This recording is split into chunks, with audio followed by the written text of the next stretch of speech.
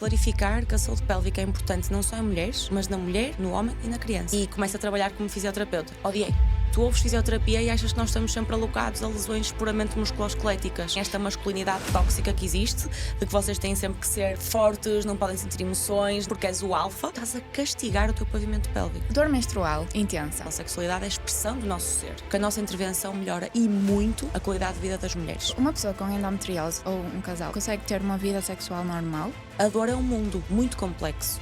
Como é que a minha performance sexual pode ser afetada por problemas na zona pélvica? Vão interferir muito na tua relação sexual, porque os homens têm muito mais dificuldade do que as mulheres em procurar ajuda neste sentido. Eu tenho que estar linda, eu tenho que estar maravilhosa, eu tenho que durar 3 horas. É impossível. Porque tu achas que a tua vulva tem que ser assim. Faz o que tu quiseres com o teu corpo e ninguém te deve julgar. Se calhar não é peanuts, mas que tu digas, ok, é um problema grande, mas eu vou resolver. Rita, para quem começou a ver este episódio, porque é que devia ficar até ao fim? Porque vai conhecer uma realidade totalmente diferente sobre um tema totalmente inovador, que é uma área que tem muitos tabus hoje em dia e nós vamos desmistificar. E para além de falar sobre uma questão um bocado técnica que é a saúde pélvica, vamos também dar insights muito práticos. Portanto, acho que devem obrigatoriamente ficar até ao fim. Rita, fisioterapia pélvica. Porquê fisioterapia e porquê pélvica? Ok, então é uma história muito engraçada da minha vida. O porquê da fisioterapia? Eu era atleta profissional desde pequena, fui atleta profissional durante aproximadamente 20 anos da minha vida e houve uma altura que eu me lesionei, fiz uma lesão grave da tibiotársica e tive que fazer reabilitação durante meio ano, com 14 anos, e tive contacto com a fisioterapia e pensei, eu gosto disto. Não obstante, eu sempre quis entrar em medicina e queria ser ortopedista. Nada a ver, não é? Mas pronto. Depois, por circunstâncias da vida, entrei em fisioterapia e ainda bem que o destino me fez que assim acontecesse e foi por isso que eu decidi escolher esta área. Relativamente à saúde pélvica, também foi um processo muito curioso da minha vida. Eu emigrei 6 anos, estive em Espanha. O meu primeiro motivo pelo qual eu fui para a Espanha teve a ver com a questão desportiva. Tive uma oportunidade lá para representar a Federação Espanhola e desenvolver a minha carreira internacional como bailarina. E decidi ir. Não obstante, eu depois terminei o curso e comecei a trabalhar em Espanha. Passei por bastantes dores de crescimento. Achava que o meu futuro era trabalhar na área da desportiva, porque eu era bailarina, porque estava habituada a trabalhar com atletas, porque tinha sido aquilo que me tinha levado à fisioterapia, não é? O contacto com o desporto. E acho que isto é transversal em quase todos os fisioterapeutas. Quase a gente que entra na fisioterapia, se tu perguntas no curso, eu lembro-me perfeitamente quando fui eu a entrar, nós queríamos todos a área da desportiva. Ninguém queria, era rara a pessoa que queria outra área, porque também não conheces realmente. Tu ouves fisioterapia e achas que nós estamos sempre alocados a lesões puramente musculoesqueléticas e o resto das especialidades ficam um bocadinho de parte. Então eu vou para a Espanha, tenho um ano como atleta profissional, entendo que não me satisfazia a 100%, que eu gostava muito de dançar, gostava muito de competir, mas também precisava desenvolver a minha parte mais intelectual e sentir-me útil de outra forma, e começo a trabalhar como fisioterapeuta. Odiei. Não gostava, estava completamente insatisfeita, o mercado de trabalho era péssimo, porque para nós recém-licenciados, infelizmente, a nível monetário, as propostas que nos apresentam vão muito aquém daquilo que nós merecemos efetivamente, e eu digo, ou desisto da fisioterapia, ou então tento encontrar outra forma de voltar-me a apaixonar pela minha profissão. Mas naquele momento eu estava tão desgastada, já estava numa altura em que estava sem trabalho, não sabia se devia procurar trabalho na área da fisioterapia. Também sentia que as propostas que me eram apresentadas não iam de encontro ao valor que eu tinha como profissional, e para isso preferia trabalhar de outra coisa, porque acho que valorizar-nos vai por cima de tudo, certo? Então eu achei que não fazia sentido nenhum e vou trabalhar noutra área. Aliás, eu durante esse período em que eu estive em Portugal a trabalhar de outra área, eu estava a vender garrafas de água. Mas era de género, eu prefiro ganhar aquele X por hora a vender garrafas de água do que estar a ganhar este X por hora para pôr os meus neurónios a trabalhar. Depois regresso novamente à Espanha e num período de nova procura de emprego na área da fisioterapia, porque decidi dar uma segunda oportunidade, é-me proposta pela clínica onde eu iniciei o trabalho naquele momento, a área da saúde pélvica. E eu digo, ok, vou experimentar. A minha grande paixão naquela altura, que já não era, porque eu estava insatisfeita, era a área da desportiva. Não obstante, pensei, ok, vou fazer uma formação. Lembro-me que na universidade tive contacto em estágio com esta área, vou ver se gosto, vou ver se não gosto, e fiz uma formação e apaixonei-me pela área. Então pronto, a partir daí foi sempre o caminho que vocês têm visto agora, iniciado em Espanha, e depois voltei para Portugal e tentei iniciar aqui da mesma forma. Uhum. Olha, para fazer este podcast eu estive a buscar as tuas contas e percebi que tu passaste ali por uma fase de menor confiança e queria perceber de que forma é que a fisioterapia pélvica pode ajudar nós, mulheres, e nós enquanto pessoas, acho que posso perguntar assim, a ser mais confiantes. Então, eu acho que em vez de falarmos em fisioterapia pélvica, podemos falar sobre saúde pélvica. Acho que é mais geral e também vai mais de encontro à pergunta que me estás a fazer. Primeiro, eu acho que é interessante clarificar que a saúde pélvica é importante não só em mulheres, mas na mulher, no homem e na criança. Ok? Nós intervimos na mulher, no homem e na criança, também na comunidade LGBT, etc. Então é muito interessante entender que o nosso papel é transversal. Ok? E como falamos desde a criança, podemos entender que é transversal e importante em todas as etapas da vida. Ok?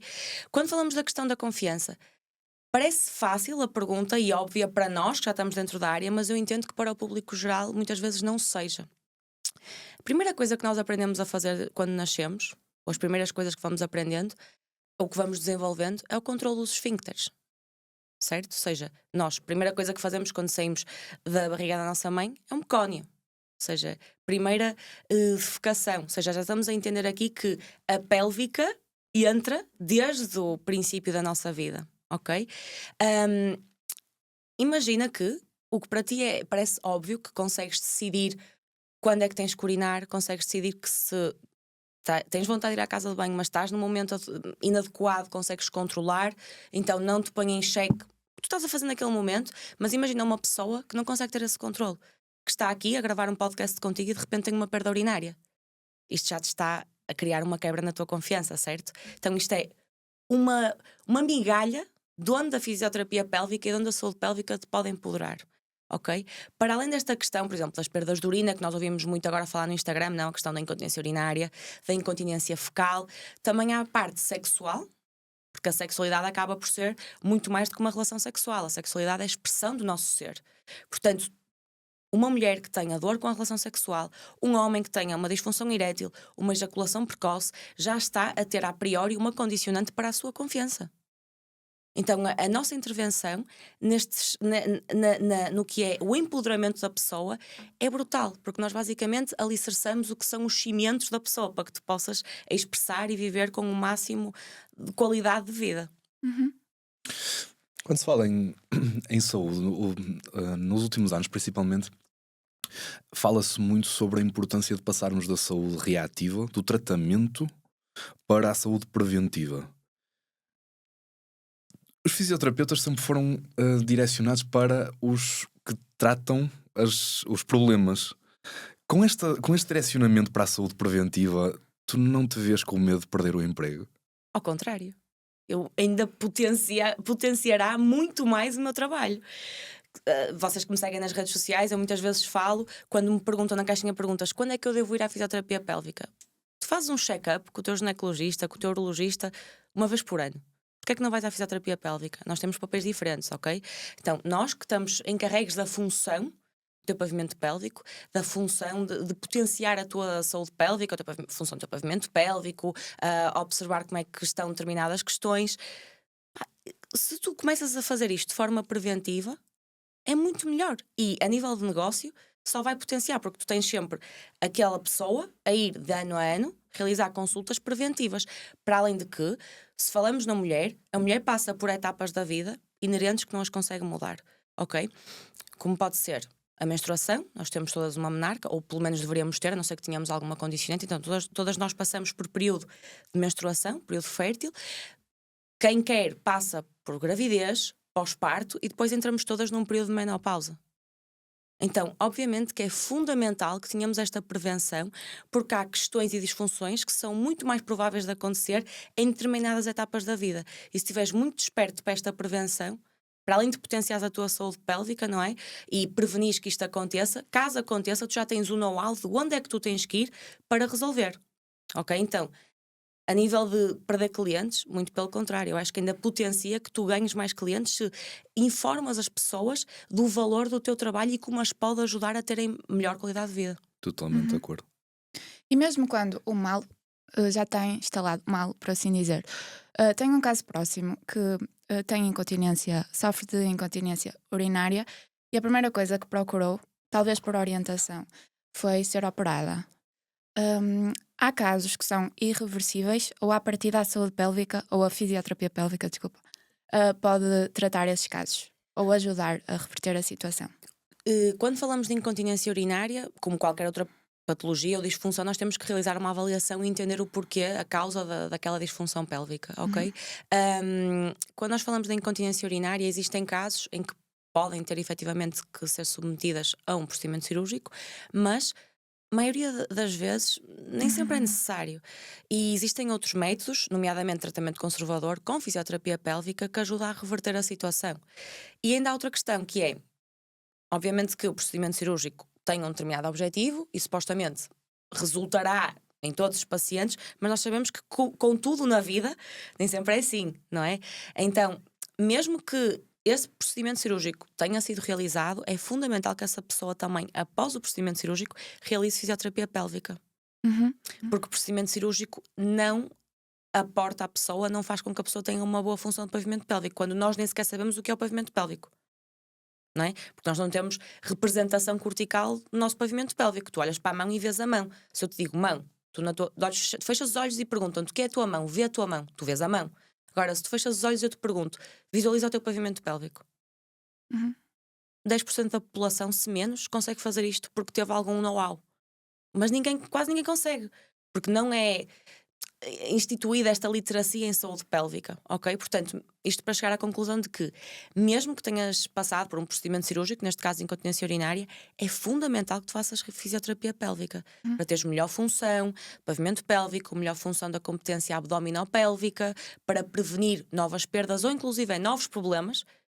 Porque depois nós sabemos que com a idade, lá está aquilo que estávamos a falar, com a menopausa, existem alterações hormonais, existem alterações nas estruturas de suporte, que tu até já podes ter realizado um procedimento cirúrgico para a incontinência urinária e não tens perdas neste momento, mas podes desenvolver um prolapso de órgãos pélvicos posteriormente. Então aqui a fisioterapia pélvica é crucial. Por exemplo, eu que treino, eu estou a treinar os meus músculos da zona pélvica. Estás a treinar? Estou a perguntar se quando treinas, quando treino tu musculação. trabalhas. Ok. Esse também é um tema super interessante, porque nós não temos representação cortical no nosso pavimento pélvico, ok? Então é interessante dar este know-how e entender como é que eu devo, por exemplo, contrair e relaxar o pavimento pélvico, o que é o pavimento pélvico, inclusive é mostrar com quem nós trabalhamos, aos nossos pacientes, a pelvis e onde é que está o pavimento pélvico e como é que ele trabalha para que haja esta representação cortical, ok? E numa primeira fase de trabalho, nós trabalhamos o pavimento pélvico de forma consciente, com a nossa utente, ou o nosso utente, ou a nossa criança. Quando falamos aqui na área do desporto e do treino, e nas nossas atividades da vida diária, o teu pavimento pélvico deve trabalhar em automatismo, porque ele trabalha de forma sinérgica com outros músculos, com outros grupos musculares, como podem ser os pelvitrocantéricos, o teu glúteo, com o teu adutor, por exemplo, com a tua musculatura abdominal, ok? Então, quando tu realizas algumas técnicas de avaliação, tu entendes que sem pedir contração do pavimento pélvico à tua paciente, quando lhe pedes, faz um agachamento, o teu pavimento pélvico trabalha, porque trabalha em sinergia. Ok? Agora, se estás a trabalhar o teu pavimento pélvico quando treinas, supostamente sim, porque ele trabalha em automatismo. O problema é que lá está, há muito pouca percentagem da população que tem este know-how da saúde pélvica. Então, realiza alguns erros durante o treino que fazem com que tu possas prejudicar a função do teu pavimento pélvico ao invés de potenciá-la de forma automática com o exercício que estás a realizar. E a primeira coisa onde todos falhamos a treinar é a respiração.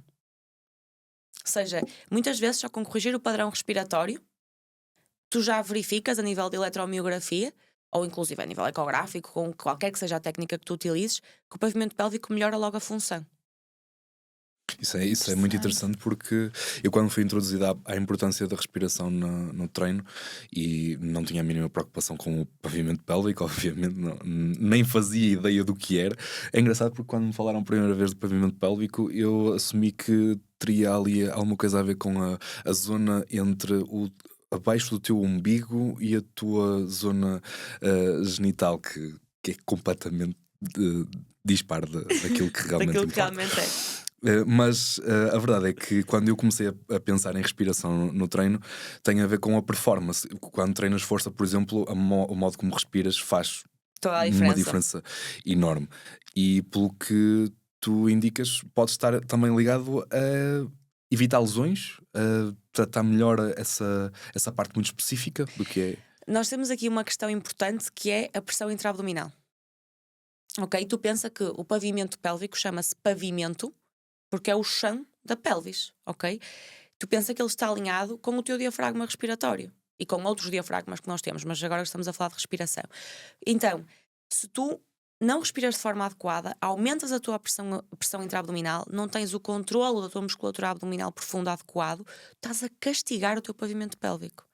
Ou seja, tens um pavimento muscular que tu não conheces, que em área é mais pequeno do que outros grupos que são mais potentes, não é? Ainda por cima, nós sabemos que se treinamos força, se fazemos atividades de muito impacto, que recrutas fibras de potência, não é? Fibras, depende do exercício, já sei, castiguem-me, porque o exercício não é a minha área, portanto, castiguem-me à vontade e até ajudem-me. Mas tens aqui um stress, induzes um stress ao teu corpo, que este pavimento pélvico, não é frágil, mas ao mesmo tempo, como está pouco trabalhado, acaba por ser ali um ponto ténue que te pode estar a prejudicar, certo? Imagina, o melhor é que nós, no esforço, realizemos uma expiração e um controlo a nível da musculatura abdominal, ok? Para gerir a pressão intraabdominal.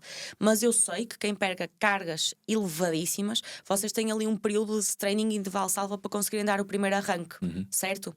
Pronto. Existem outros tipos de estratégias que vocês podem adotar para melhorar e prevenir determinadas funções a nível de pavimento pélvico.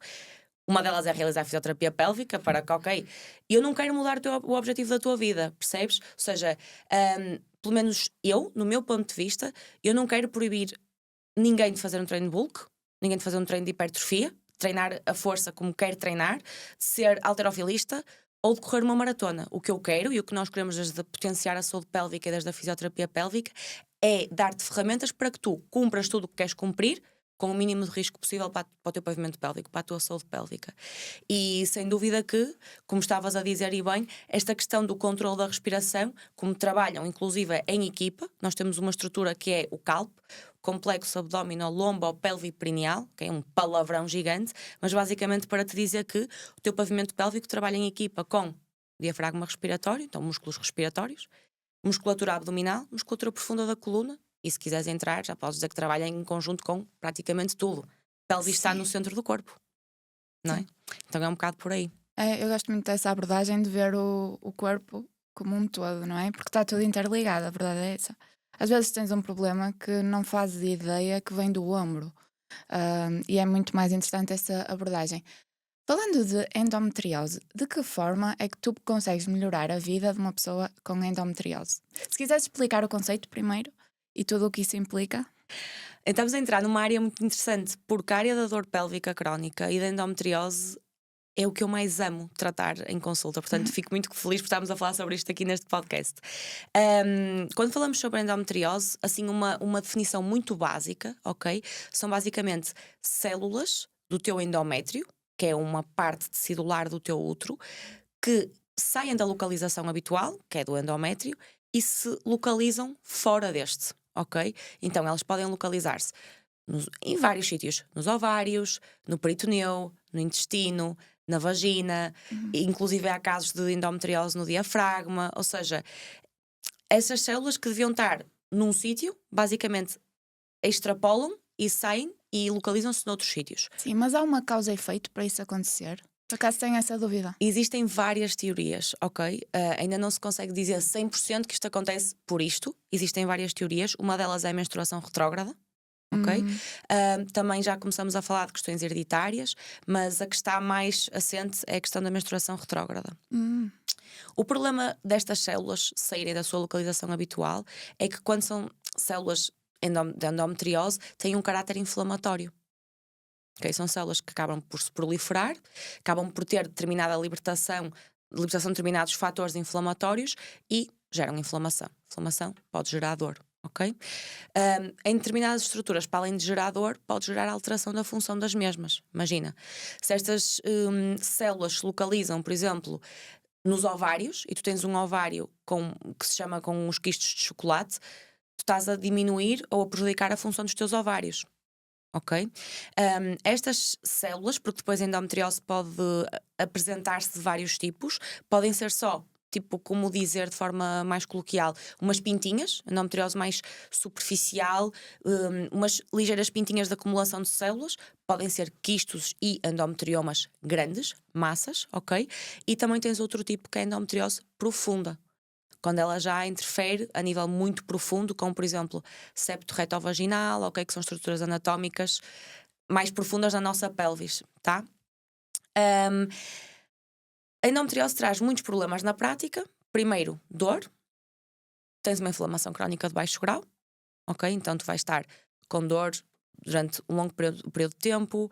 Outros sintomas podem ser a fadiga, ok? E depois temos aqueles sintomas que nós mais vemos nas redes, como a dor menstrual muito intensa, menstruação, muito abundante, dor com a relação sexual, dor com a defecação, dor a urinar. Ou seja, tens uma panóplia de sintomas que podem acontecer com a endometriose. A endometriose é uma patologia muito limitante para a qualidade de vida de uma mulher, certo? E existem várias técnicas que se podem, ou várias ferramentas de tratamento que podem ser apresentadas para o seu management.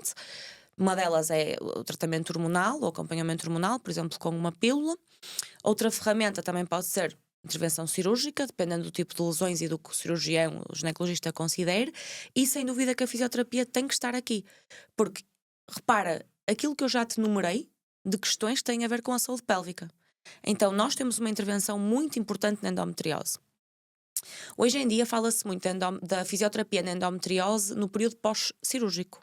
Do género, ok, esta mulher foi operada agora, precisa de fisioterapia pélvica agora, porque teve uma intervenção cirúrgica, tem cicatrizes, precisa de melhorar a função do seu pavimento pélvico, recuperação pós-cirúrgica, mas a verdade é que nós devemos, e existem resultados efetivos, da nossa intervenção, inclusive desde antes da cirurgia, porque primeiro, nem todas as mulheres precisam de ser operadas, ok? Então tens que fazer um management dos sintomas que ela tem, e segundo, mesmo que ela seja operada, é muito melhor se tu consegues controlar essa sintomatologia que ela apresenta, ou seja, o teu pré-op define o teu pós-op, não é? Isto é como um atleta, não? Se tu tiveres uma boa massa muscular e fores operar um cruzado anterior, a tua recuperação acaba por ser muito melhor porque não perdes tanta massa muscular do que aquele como um mortal que é sedentário, certo? Claro. Então acaba por ser um pensamento, eu costumo dar esta analogia, costuma ser um bocadinho o pensamento aqui na questão da endometriose também. Para dizer que aquilo que eu mais trato, eu fisioterapeuta Rita Paiva na prática clínica, é endometriose, e posso-te garantir, desde a minha perspectiva de prática clínica, que a nossa intervenção melhora e muito a qualidade de vida das mulheres. Pensa que nós temos mulheres que deixaram de trabalhar, que não saem de casa, que a sua relação com o seu marido ou mulher ou com quem tenha uma relação acaba por ser prejudicada a estar em xeque porque tu vives o dia todo com dor.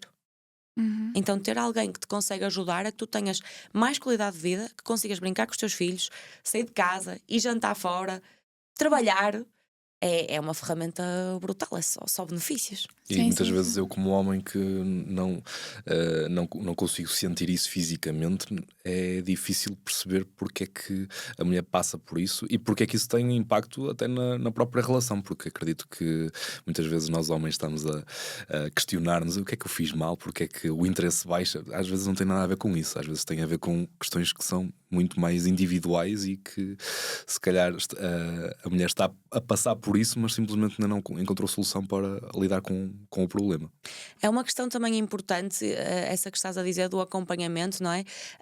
Eu acho muito relevante que o convivente significativo daquela mulher, porque pode ter uma relação heterossexual ou homossexual, que tenha o know-how daquilo que está a acontecer com essa pessoa, para que tu consigas entender o outro, porque não é fácil viver com uma pessoa com dor crónica, obviamente. Não estás todos os dias super feliz, super contente, nem super predisposta para ter uma relação sexual, porque muitas vezes tu já sabes que há aquela conexão de que, ok, eu vou ter uma relação sexual, vou ter dor. Então tu evitas, não é? Nós não queremos ter dor. Então, aquilo que pode ser um fator de causa da dor, tu evitas. E obviamente que isso numa relação acaba por interferir.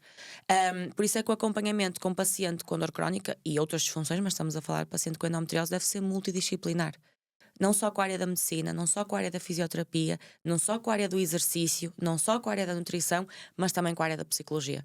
Para que primeiro tu, pessoa portadora de endometriose, tenhas ferramentas para gerir a dor que estás a sentir naquele momento, gerir o teu processo, seja ele a questão da cirurgia, a própria questão da fertilidade associada à questão da endometriose, gerir como é que eu vou gerir a nível familiar o facto de eu ter endo e as limitações que me podem dar, e inclusive ao teu parceiro ou parceira entrar também contigo na terapia e entender também primeiro aquilo que tu estás a sentir, como é que te pode ajudar e criarem juntos ferramentas que melhorem a dinâmica dessa relação.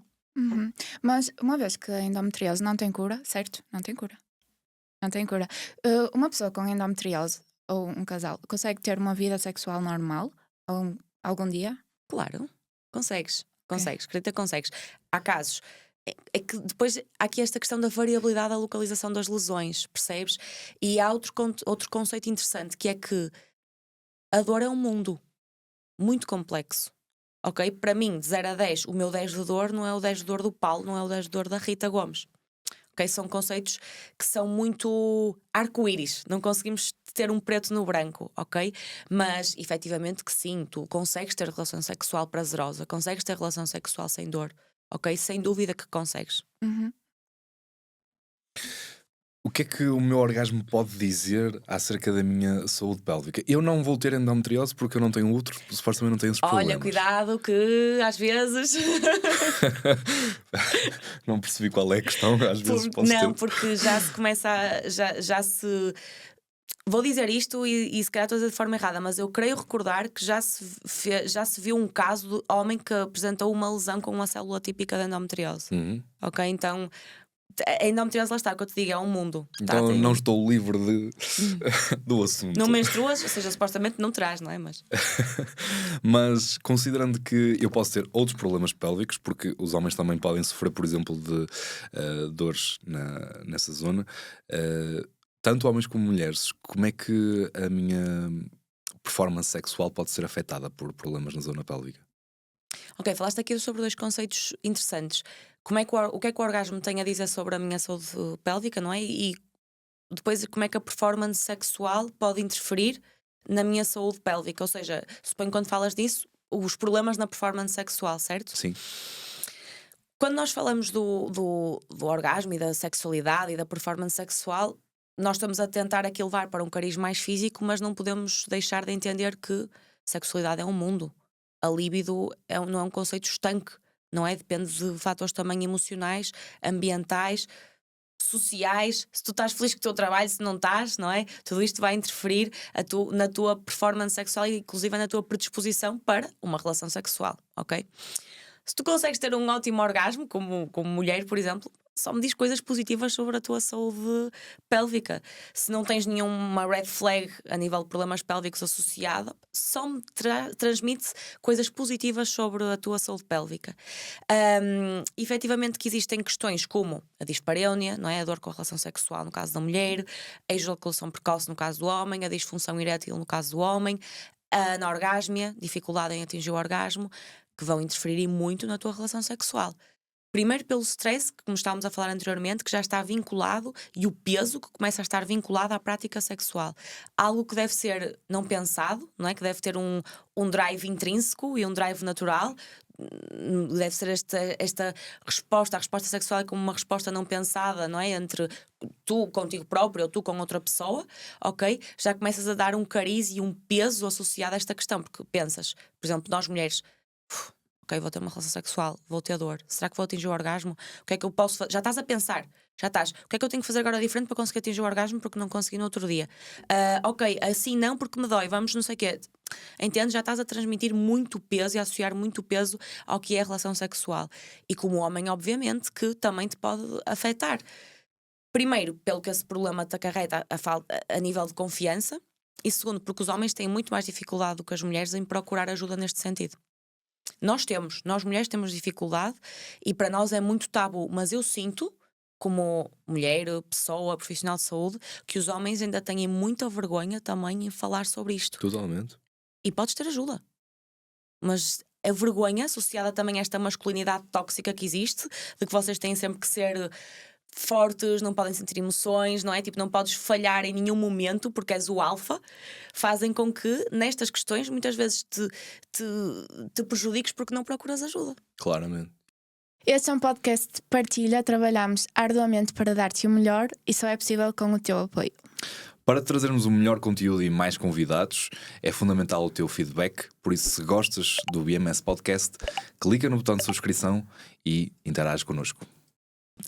Só uma questão que ainda há uns dias estávamos a falar, eu e a Rita, e ela estava-me a contar acerca de um caso. Nós temos assim uma relação um bocado estranha a contar o histórico, não é? De diferentes parceiros que tivemos e aquilo que sentimos, aquilo que gostámos e não gostámos. E ela dizia-me que naquele caso eu não gostei muito da relação porque ele não me fazia miminhos. E a conclusão a que eu cheguei foi que, ok, às vezes, e principalmente os homens, partem do princípio que tens que ter uma performance física brutal e uma coisa que está ali a acontecer quase com magia dos pés à cabeça, e é muito mais um processo de mexeres com a psicologia da pessoa e de a enquadrares, de sentires de que a pessoa se sinta bem com aquilo que está a acontecer, do que propriamente tudo o que o teu físico te está a permitir fazer.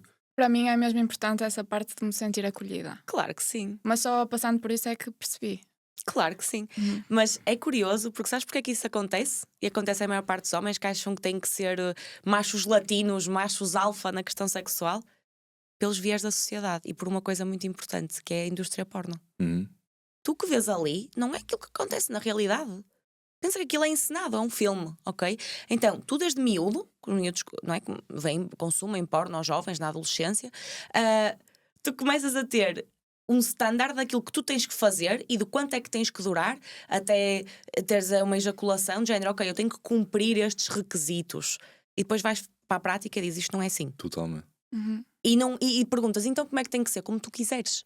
Que isto também é interessante, ok? Se tu gostas de ter mais conexão e ter uma relação sexual em que gostas de sentir amor, carinho, conexão com essa pessoa, é excelente, é espetacular. Ao invés de que existem outras pessoas que também têm outras práticas sexuais que preferem, ok? Não tão do foro afetivo, não é? Mas algo mais físico e também está tudo certo. E esta aceitação da variabilidade que é a sexualidade é importante para que também nós estejamos à vontade para nos conhecermos e para entenderes aquilo que tu gostas e explorares aquilo que tu gostas, sem ter o peso na consciência do eu tenho que estar linda, eu tenho que estar maravilhosa, eu tenho que fazer assim, ou eu tenho que durar 3 horas, que tipo, é impossível. É impossível, ok? E essa aceitação também te permite, tirar esse peso, libertar-te e desfrutar muito mais da tua vida sexual. A sós, que isto também é interessante, a sós, e a explorar-te a sós e com o teu parceiro ou parceira. Por acaso, no outro dia apareceu-me uma publicidade de uma clínica de estética que basicamente fazia operações à tua parte íntima. E também existe esse standard, não é? De como é que devemos ser cada vez mais. E também vem, acho eu, da pornografia muito. Mas eu vi-te a falar sobre isso, da flacidez vaginal, e não tinha nada a ver com estética. Queria-te perguntar o que é isso, ok? E quais são os riscos que acarreta? Essa questão da estética é mesmo interessante. A área da ginecoestética é uma área que em Espanha, quando eu morava lá e trabalhava lá, estava muito mais desenvolvida. Aqui estamos a começar agora. E acaba por ter uma conotação muito negativa. Essa questão do ok, agora existem estes procedimentos porque tu achas que a tua vulva tem que ser assim. Certo, estou de acordo que isso muitas vezes acontece. Mas também, se tu como mulher sentes que não estás satisfeita com a tua zona íntima, que há algo que acontece... Tens os lábios menores um bocadinho maiores do que os maiores, os lábios menores maiores do que os maiores, isto é uma troca de palavras curiosa. Sei lá, por exemplo, a nível da cor, após um parto, o colasma não passa e notas a zona vulvar muito escura, não te sentes confortável com isso? tu fazes o que tu quiseres com o teu corpo e ninguém te deve julgar. Se tu te vais sentir mais confiante com aquilo, se tu te vais sentir melhor com o teu corpo, se para ti faz sentido, faz e vai. Eu acho que é muito interessante a área da ginecostética. Ok? Inclusive a trabalhar em conjunto com a fisioterapia pélvica pode ser muito interessante para alguns tipos de casos, ok? Pelas ferramentas que utilizam a nível de tratamento. Quando falamos da flacidez vaginal, ou seja, de uma diminuição da atividade, da função do pavimento pélvico, ou inclusive é uma falta de competência da função do pavimento pélvico, é um tema mais Ok, é correto. algo interno, certo? Porque eu associei a algo externo, sabes? Depende ao que tu te quiseres referir. Se quiseres falar de um sentido mais externo, por assim dizer, a nível vulvar, nós sabemos que com a idade, nós mulheres entramos num período em que os nossos estrogénios diminuem, o nosso colagênio diminui, então obviamente a nossa pele diminui, e quando tu observas os teus lábios maiores e a tua vulva, tu notas que existe, que não é igual ao que era há X anos atrás. Então essa certa flacidez pode ser melhorada com determinadas técnicas, por exemplo, diatermia, radiofrequência, podes melhorar, preenchimento com ácido hialurónico, podes melhorar essa questão, mas quando falamos a nível vaginal, já estás a falar, a vagina é interna, já estás a falar de um cariz mais interno, e tem muito a ver com a questão da função do teu pavimento pélvico. E quais os problemas que isso pode trazer para a prática? Tu pensa que o pavimento pélvico é um músculo, tem uma função de suporte, não é? E outro tipo de funções, mas uma delas é suporte. Tu dentro da pelvis tens órgãos, certo? Como é o útero, como é a bexiga, como é o reto. Então esta musculatura do pavimento pélvico tem que ter uma boa função para manter os órgãos no seu sítio. A partir do momento que este pavimento pélvico deixa de ter a função adequada, tu podes ter algumas alterações, como podem ser, por exemplo, os prolapsos dos órgãos pélvicos, em que os teus órgãos que estão lá em cima, super colocados, podem começar a adotar outro tipo de localizações e inclusive a descender, ok? Isto pode ser um dos problemas associado à falta de tónus muscular ou à alteração da função do teu pavimento pélvico. E como é que tu percebes isso? A nível pessoa, como um mortal? Sim, ou como é que nós profissional? devemos perceber isso? Se existe. Olha, os sintomas dos prolapsos são, assim de forma geral, ok? Sensação de peso na tua zona íntima, porque os prolapsos são nós é que passamos por isto, vocês não passam. Vocês são abençoados neste sentido. A sensação de peso na zona, possível dor também na zona íntima, por vezes pode-te dar também dor pélvica, podes notar um volume a sair para o exterior da tua vulva, neste caso vagina-vulva. São alguns alertas que deves ter em conta. Interessante. Só relativamente à questão do assunto da ginecostética, eu disse bem a palavra. Ginecostética e todos os outros ramos da estética. Muito interessante o que tu falaste acerca da razão que te motiva a fazer, porque para mim está tudo, vem tudo daí. Claro que sim. Está tudo mal quando tu fazes aquilo por um standard, que é, se o standard é este, eu vou me aproximar do standard. Mas se me apetece fazer, e se para mim está certo fazer aquela alteração, porque eu acho que vou me sentir melhor, e se eu fizer a alteração e olhar para trás e realmente fez sentido, claro. Então eu posso fazer o que eu entender. E ainda bem que existem esses procedimentos todos como possíveis. Só está mal é quando eu vou fazer algo centrado em o meu parceiro do lado tem, ou no TikTok vê-se muito o pessoal a fazer toda a mesma coisa e vai para ali, então eu vou para ali, e aquilo não fez sentido nenhum para mim. E inclusive muitas vezes tu acabas por tomar determinadas decisões, por exemplo, falando da estética, porque tu podes estar a passar por um processo interno e achas que aquilo te vai resolver um processo interno pelo qual estás a passar, e não. Okay? É algo que eu acho que devemos ser ponderados antes de fazer e entender efetivamente qual o motivo que nos leva a tomar essa decisão. Por acaso, no outro dia estava a falar com uma amiga minha que fez um procedimento estético porque acabou com um namorado e precisava de sentir Dar melhor. um up. Ter um Mas glow também up. depende dos procedimentos, não é? Seja, Claro, depende daquilo que vais fazer. Claro que foi pouco invasivo. Claro que sim. Mas está tudo certo. Sim. Olha, dor menstrual intensa. O que tens a dizer sobre isso? Gostei do teu perfil muito sério. O que é que tens a dizer sobre a dor menstrual? Não, porque é algo normalizado, não é? E que quando é intensa, se calhar não está a assim, dizer alguma coisa. Exatamente. Nós, durante a menstruação, estamos a passar por um período inflamatório. Existe uma libertação hormonal própria em que nós temos inflamação, tá? Ou seja, isso pode levar a que nós sintamos um desconforto. Agora, quando esse desconforto já é extremo, incapacitante, que te impede de fazer a tua vida diária, que te obriga a estar no sofá da tua cama, dependente de medicação para conseguir sobreviver àqueles dias da menstruação, alerta que algo pode estar errado, ok? Então aí o meu maior conselho é procurar um profissional. Ginecologia é obrigatório, fisioterapia pélvica também, do meu ponto de vista, é fundamental para entender qual a causa que está associada a essa dor menstrual incapacitante. Podem ser várias. Uma delas pode ser endometriose, ok? Outra delas pode estar associada, por exemplo, à presença de miomas, tá? Tudo isto é fundamental despistar e também é importante dar este know-how, porque há muita gente que acha que é normal, porque outrora era normalizado, já pensavam tipo, deixa-me ter o meu Voltaren preparado ou o meu Brufen preparado porque está a chegar a menstruação e assim mal começa a chegar, tome logo que é para nem sentir dor. Não, calma, vamos entender se efetivamente tens dor, se não tens dor e se tiveres dor, o porquê de teres dor. Ok? Não, não realizar uma intervenção tipo paliativa com medicação só porque sim, mas sim entender efetivamente a causa e intervir na causa da dor menstrual. Por acaso já teve dores menstruais muito intensas, ele sabe, o Paulo sabe. Eu sei. Até aí tem que haver uma boa comunicação no casal, porque nós ficamos muitas vezes. O processo não é inflamatório só para a mulher, também é para o homem. Pois é, também é uma inflamação do homem a nível emocional. Não, e depois de consultar uma fisioterapeuta pélvica percebi que o DIU estava a causar-me toda uma inflamação. E tu nunca pensas nisso, és ensinada que é normal. É normal. Ok, a menina está com um período, ou até estás mal disposta, está com um período. É tão normalizado que tu nunca associas que está alguma coisa mal.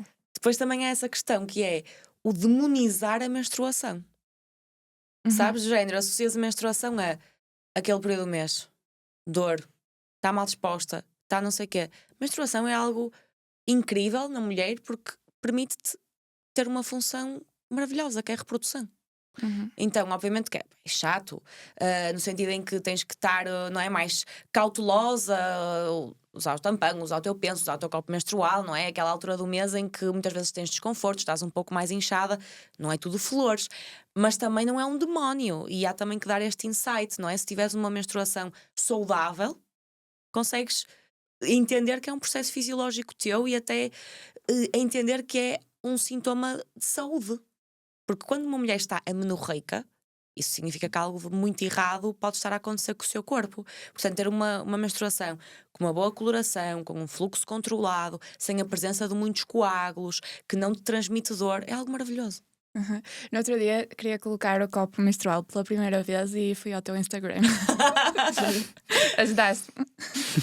Olha, existem 1000 formas de colocar o copo menstrual e acho que aquelas por acaso são das mais simples. Mas Sim. fico contente, é sinal que o conteúdo do Instagram está a ser Útil. efetivo Foi e útil.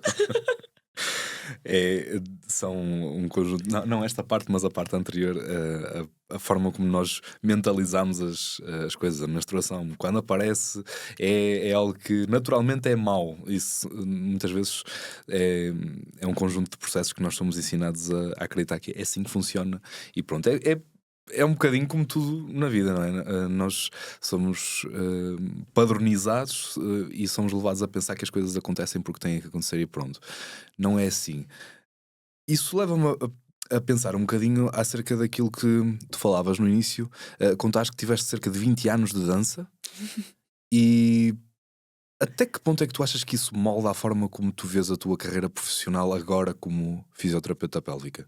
Olha, eu acho que é fundamental que as crianças façam desporto. Então, o fazer desporto, o praticar desporto é essencial porque desenvolves características como a resiliência, a disciplina, a organização, a comunicação, tornas-te uma pessoa mais social, certo?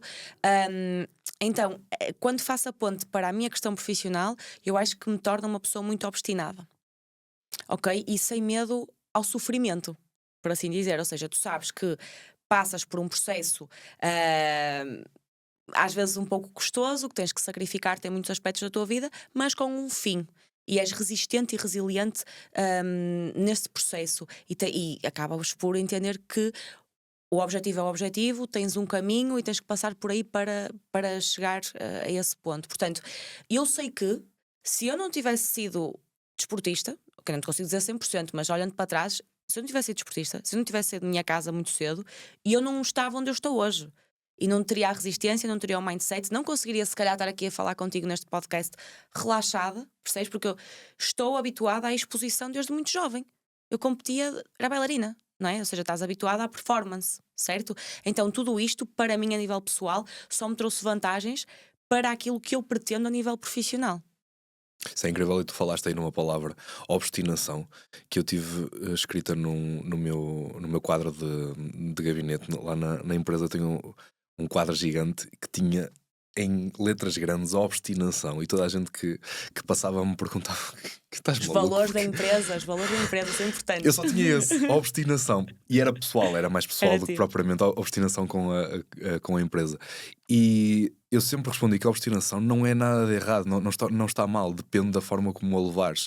E quando nós pensamos em grandes exemplos, pessoas que fizeram coisas que ficaram para a história, tu pensas em alguém que não é obstinado? É impossível. É impossível. Tu não chegas lá. É impossível. É impossível. Tu não partes de fazer o que 99% das pessoas fazem e vais chegar ao que 1% faz. Tu tens que ser obstinada, tens que ter alguma. Fazer algo que 99% das pessoas fazem com esforço e que para ti não é esforço. Não. Tu tens esforço. Que Tens não muito. sintas. Não, claro que sentes o esforço. Aí vou educadamente discordar contigo, porque tu tens esforço. Agora, como é que é aquela frase em inglês? Tu escolhes o teu difícil, Uhum. ok? Ou seja, eu penso que tu tens esforço, tens muito esforço. Agora, tu sabes que aquele esforço te vai levar a um determinado objetivo, ok? Tu, até estares 100% a fazer aquilo que tu gostas, ou para estares a fazer aquilo que tu gostas, tu também fazes coisas que não gostas tanto. Portanto, há sempre um cariz de esforço associado. Agora, é tudo um peso da balança. Tu escolhes o teu difícil, certo? E essa questão da obstinação faz com que tu giras o esforço e giras o teu difícil. Pelo menos esta é a minha perspectiva. Agora, é diferente levantar-te de manhã e dizeres: hoje tenho que fazer isto que não gosto tanto, mas é por este objetivo que eu adoro e é o meu propósito. A dizeres: eu hoje tenho que trabalhar das 9 às 5 neste trabalho que não me diz nada, e estás perdido. Eu acho que essas são as grandes diferenças. Mas é precisamente por isso que eu falava no esforço como algo que não sentes, porque obviamente ele está lá. É impossível tu retirares esforço, principalmente quando és obstinado, porque vais-te levar a um certo nível que não é normal. E estás em desconforto constante. E estás em desconforto, mas não quer dizer que não te divirtas, porque é aí que eu deixo de chamar esforço. Obviamente que eu estou em esforço. Eu, quando pego numa barra e ponho 200 kg às costas, aquilo é um esforço enorme para levantar, e poucas vezes eu levanto. Mas eu estou a evoluir. É um processo de crescimento. Mas a verdade é que deixa de ser um esforço que é desagradável a partir do momento em que tu sentes que tens um objetivo, que sentes que tens algo a que estás a apontar. E a obstinação é exatamente isso. É isso que é o que te permite teres a fome, é o que permite É o teres. drive. É o drive. Qual é aquela expressão que se usa? Que há um livro escrito sobre isso, o grit, que não existe propriamente uma tradução literal para português, mas é basicamente a fome que te leva a fazer alguma coisa que, pá, é quase impossível fazer-se no nosso dia a dia, mas como tu fazes aquilo com tanta disciplina e de forma tão já quase automática, como por exemplo levantar-te às 5:30 da manhã, é um esforço para 99% das pessoas. Passa a não ser se tu tiveres uma razão muito forte para te levantares. E vai haver dias em que não te vais querer levantar às 5:30 da manhã. Mas tu certeza. dizes: tenho que me levantar às 5:30 da manhã, acabou. E levantas-te. E acho que aí é a grande diferença entre os que fazem e os que não fazem. É o dizeres: não me apetece e vou fazer na mesma. Acho que isso é muito relevante. Mas continuo a dizer, sempre com um propósito que para ti faça sentido associado, porque senão não desfrutas do caminho. E eu acho que é muito importante tu desfrutares do caminho, porque até quando estás em épocas e picos de stress, e eu passo muitas vezes por isso, ainda este ano, o meu outubro, novembro foram terríveis. Eu posso dizer que nesses 2 meses eu dormi cerca de 4 horas por noite. Houveram noites que dormi menos, porque estava sempre a viajar em trabalho, palestrei em imensos congressos, tinha a clínica, estava a lançar o Maia, ou seja, foram 2 meses de exaustão. E eu lembro-me que terminou, entre aspas, no lançamento do Maia. Eu estava super cansada. Eu tinha perdido, ou seja, o lançamento do Maia era um domingo, e eu supostamente chegava de Budapeste, que estava lá em trabalho, sábado à noite. O avião teve um problema, tive voo no domingo. Imagina o nível de stress. Quer dizer, vais lançar um projeto, um negócio novo e o teu avião perde, tens o lançamento todo, tipo evento, bolos para ir buscar, estás a entender toda esta gestão de logística e tu estás presa na Alemanha a fazer a escala de um voo. Entendes? Para dizer que, obviamente que existem momentos em que as coisas não são o mais saudável possível. Isto também é interessante se calhar falarmos, porque nós vemos muitos podcasts e muita venda desta mensagem, sabes? Do Trabalha 3 horas por dia. Sim, mas ao contrário, tens de trabalhar 20 horas por dia e dormir 4 e tens que ter um estilo de vida que não é saudável e tens que chegar ao burnout para sentir que estás a ser produtivo e evoluir. Aos 2 extremos, exatamente. E não, certo? Ou seja, eu passei por extremos e vou passar em alguns momentos, vão ser o meu difícil. E sei que vou conseguir passar e sei que já tenho a educação emocional de entender, pá, isto é um período e isto passa. Como me dizia no outro dia uma amiga minha, que seja só trabalho, que é sinónimo que passa. O problema é quando são problemas de saúde, problemas familiares, etc. Portanto, é o abraçar a tua missão e entenderes que vais ter picos em que vais ter que dar mais e vestir mais a camisola pelo teu projeto de vida e outros picos em que vais conseguir estar um pouco mais relaxado. Totalmente. Mas agora vemos também o oposto, não é? Sinto que já houve muito essa fase e agora as pessoas ficaram chateadas com essa fase de trabalho a 20 horas por dia e estão a vender cursos em que te vendem ou vendem a vida que só tens de trabalhar 3 horas por dia para conseguir estabilidade. E isso também não se encaixa muito bem. Pelo menos no início de um negócio, não é assim que as coisas funcionam. É um bocadinho vender a banha da cobra, não é? Tu falas no Maia, o projeto que lançaste, e que de maneira nenhuma eu acreditaria que tu lançaste a trabalhar 3 horas por dia durante É possível. o Eu primeiro não ano. tenho, por exemplo, dia 1 de maio é feriado. Eu não sei o que é isso. Tipo, é feriado. Eu lamento, eu não sei o que é um feriado ao tempo, porque eu não tenho folgas, por assim dizer. Isto também é um erro meu.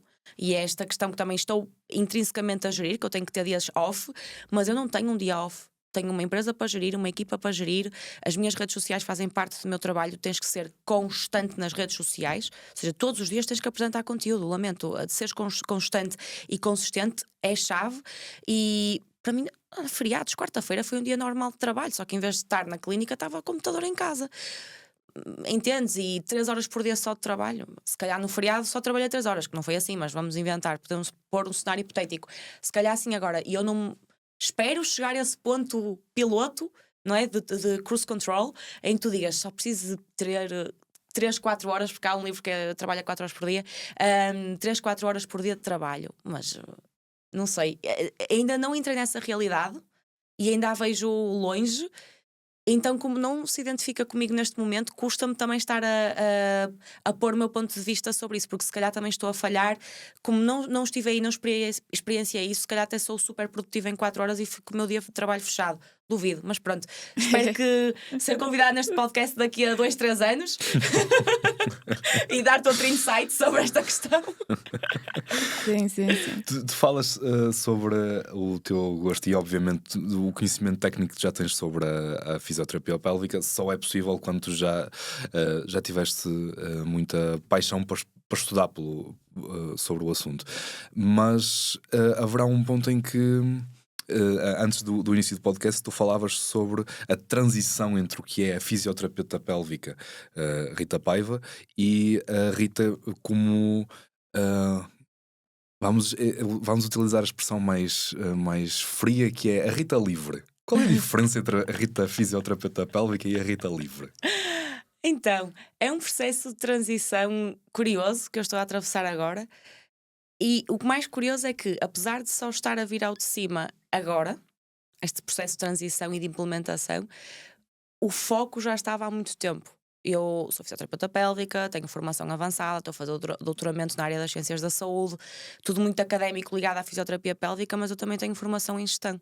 Tenho um mestrado em gestão, estudei marketing, continuo a estudar marketing, continuo a estudar economia, porque eu sempre soube, e fiz o meu mestrado em gestão na área da pandemia, que nós somos fisioterapeutas para termos determinado sucesso e determinados estilo de vida e determinados objetivos a nível pessoal, temos que ter uma faturação X, muito provavelmente vamos ter que ter um negócio próprio, portanto eu tenho que saber gerir o meu negócio. Isso foi o principal motivo pelo qual eu tirei o meu mestrado em gestão. Que me serviu de alguma coisa? Não. Não serviu. É assim, vão-me castigar por estar a dizer isto, mas existe alguma parte do ensino universitário que falha. E do meu ponto de vista, fazer um mestrado em gestão numa universidade em que as pessoas que te estão a ensinar nunca tiveram um negócio, nunca passaram por dores de crescimento, não sabem o que é gerir um negócio, não te preparam para o mar de tubarões que é. Não é? Isto para contextualizar um pouco e falar que eu sempre estive muito no operacional, não é? O fisioterapeuta pélvico o fisioterapeuta do meu dia-a-dia era clínica o dia todo. Acabou, vou para casa e estudo coisas sobre fisioterapia, dia a seguir, assim. E neste momento estamos num processo de transição que a vida foi tomando esse rumo de Rita Paiva somente fisioterapeuta, passa para Rita Paiva formadora internacional, passa para Rita Paiva convidada para dar palestras em congressos nacionais e internacionais, passa por uma Rita Paiva que, para conseguir fazer tudo isto, entende que tem que criar uma equipa. Então passa para a parte de gestão, entende que tem um negócio que tem que crescer, passa para a parte empresária. Portanto, quando eu me defino neste momento, não me defino como fisioterapeuta, defino-me como empresária, gestora, também fisioterapeuta, mulher e empreendedora, apaixonada pela minha vida, mas não só fisioterapeuta. E o objetivo final sobre tudo isto, como nós falávamos antes de iniciar a gravação, para mim, a nível pessoal, é a liberdade, é ser livre. O meu objetivo não é ser rica, o meu objetivo não é ter muito dinheiro, porque isto é o que move a maior parte das pessoas. As pessoas que querem é ser ricas e esquecem-se que o dinheiro é um veículo para tu atingires coisas. Ok? O que é que te adianta teres milhões na conta se depois não és feliz? Ou seja, o que é base, o que é o teu core, não está. Ou seja, o dinheiro é um veículo que te permite ser mais feliz, sem dúvida, porque te vai permitir dar uma melhor qualidade de vida aos teus filhos, viajar mais com o teu parceiro e isso proporciona experiências, teres uma tranquilidade a nível, não é, da tua gestão do dia-a-dia que outrora, seja, ou se for de outra forma não consegues ter.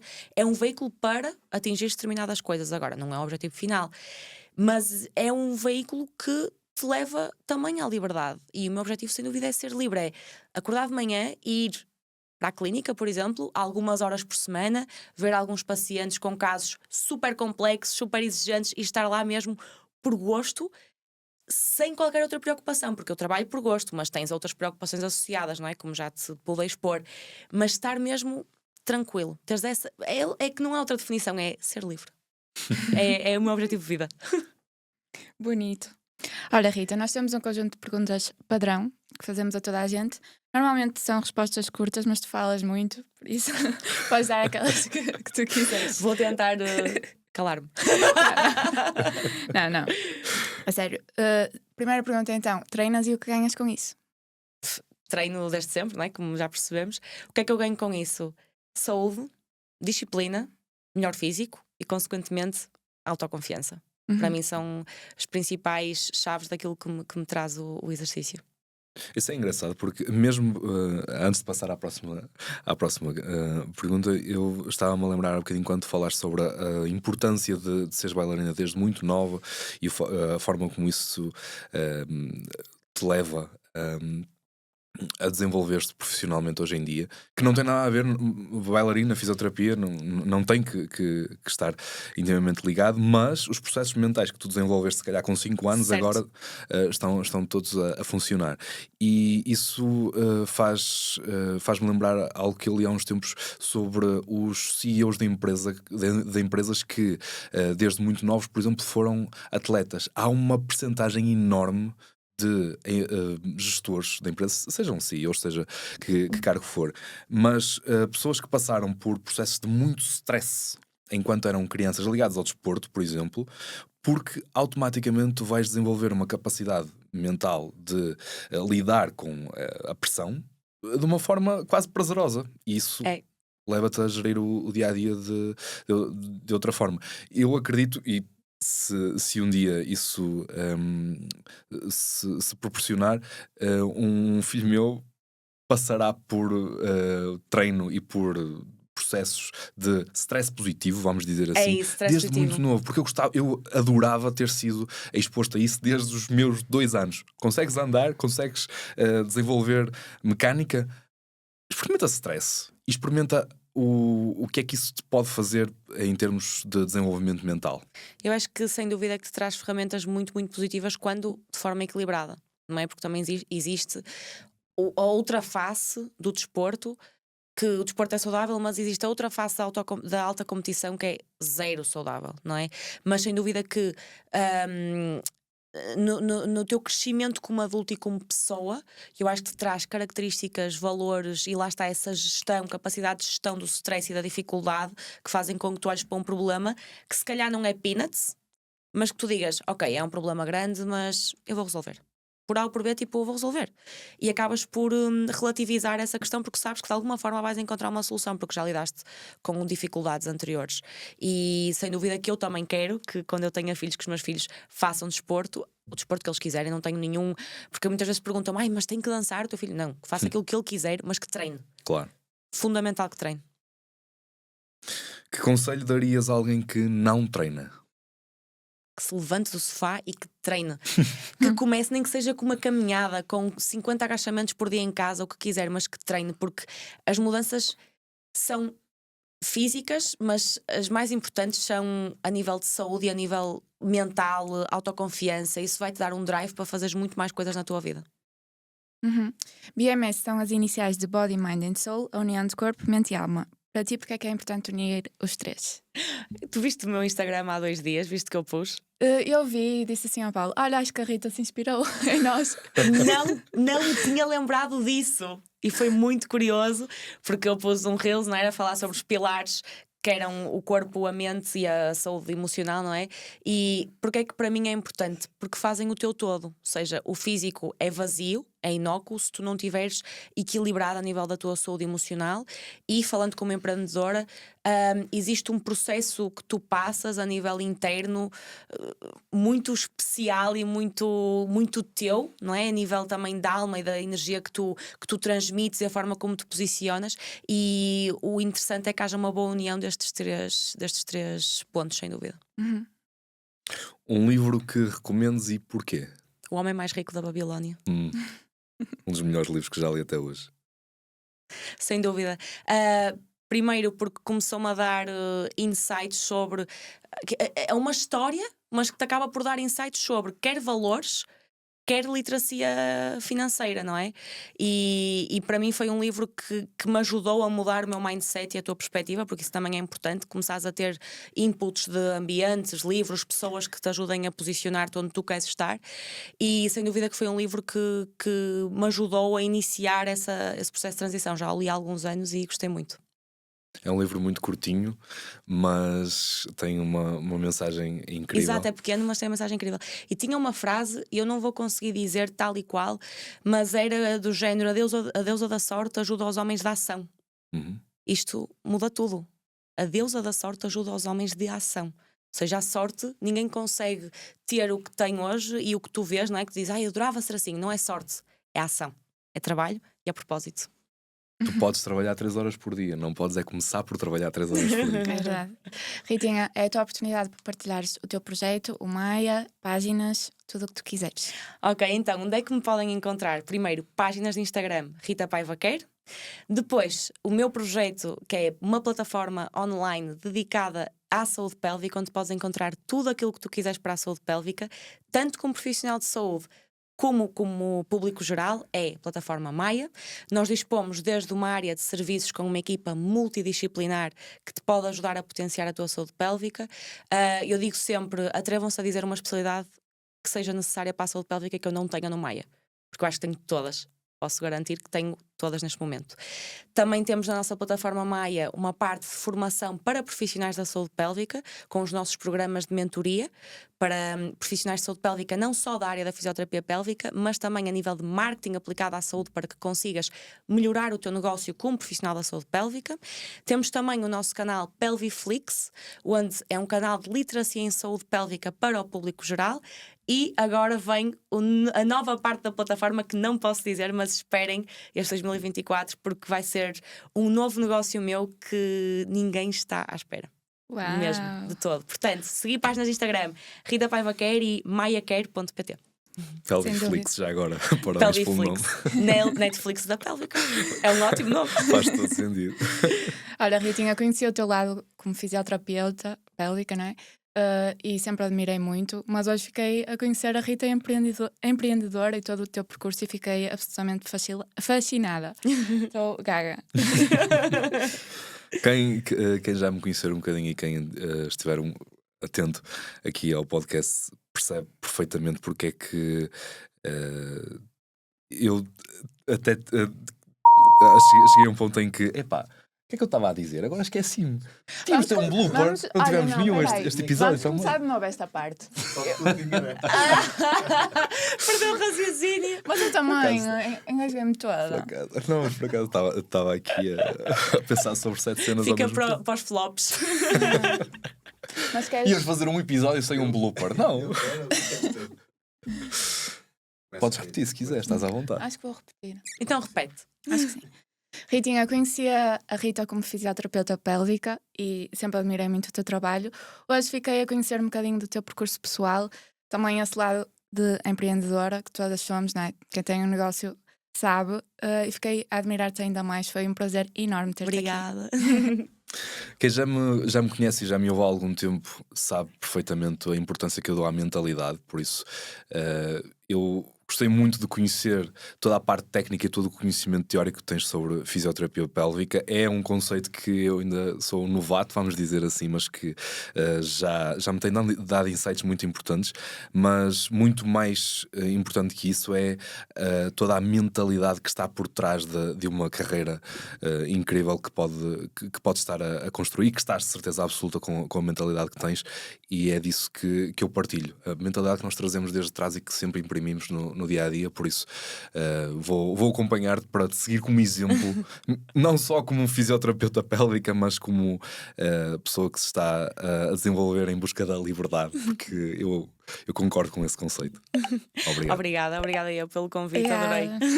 Adorei mesmo. Obrigado. Obrigada.